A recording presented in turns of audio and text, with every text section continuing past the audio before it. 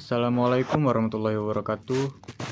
Perkenalkan, nama saya Muhammad Mereza Afrizi, NPM 243111077 dari kelas SI 24B. Di sini saya akan mempresentasikan materi tentang fikih. Fikih secara bahasa berarti pemahaman atau pengetahuan mendalam. Dalam konteks fikih agama Islam, fikih merujuk pada ilmu yang mempelajari hukum-hukum syariat Islam yang berkaitan dengan segala aspek kehidupan umat Islam. Fikih tidak hanya membahas masalah ibadah, tetapi juga menyentuh masalah sosial, ekonomi, keluarga, dan sebagainya, yang diatur berdasarkan Al-Quran dan hadis. Sumber-sumber fikih. Fikih berdasarkan pada dua sumber utama, yaitu Al-Quran dan hadis. Al-Quran yaitu kitab suci umat Islam, yang merupakan wahyu Allah Subhanahu wa Ta'ala yang diturunkan kepada Nabi Muhammad SAW. Hadis yaitu perkataan, perbuatan, dan ketetapan Nabi Muhammad SAW yang digunakan sebagai pedoman dalam menetapkan hukum-hukum Islam.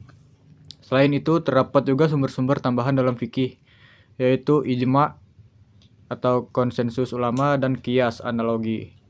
Ijma' adalah kesepakatan para ulama dalam menetapkan suatu hukum.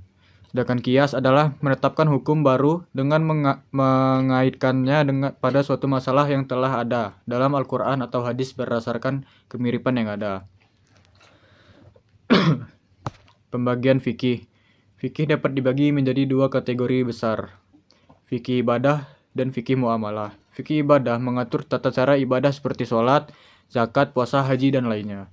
Sedangkan fikih muamalah mengatur hubungan antara sesama manusia, baik dalam aspek ekonomi, sosial, maupun hukum perdata. Contoh hukum fikih muamalah adalah transaksi jual beli, pernikahan, warisan, dan lain-lain.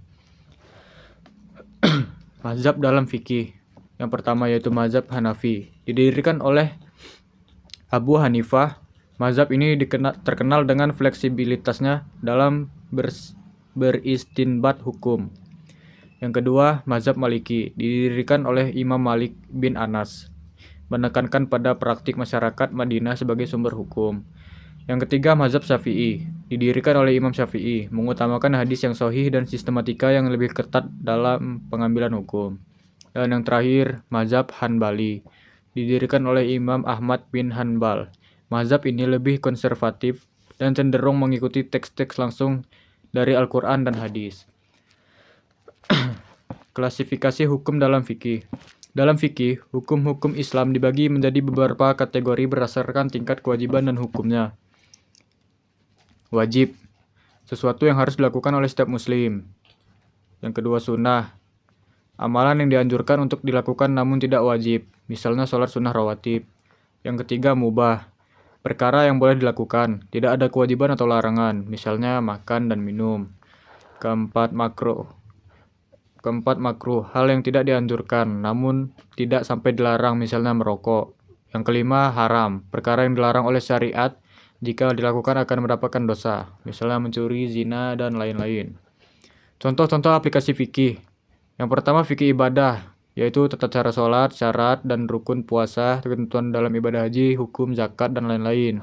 Yang kedua, fikih muamalah, hukum transaksi jual beli, warisan, pernikahan, hibah, riba, dan lain-lain.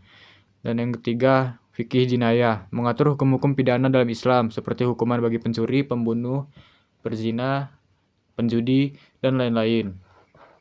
Sekian presentasi dari saya akhiri. Wassalamualaikum warahmatullahi wabarakatuh.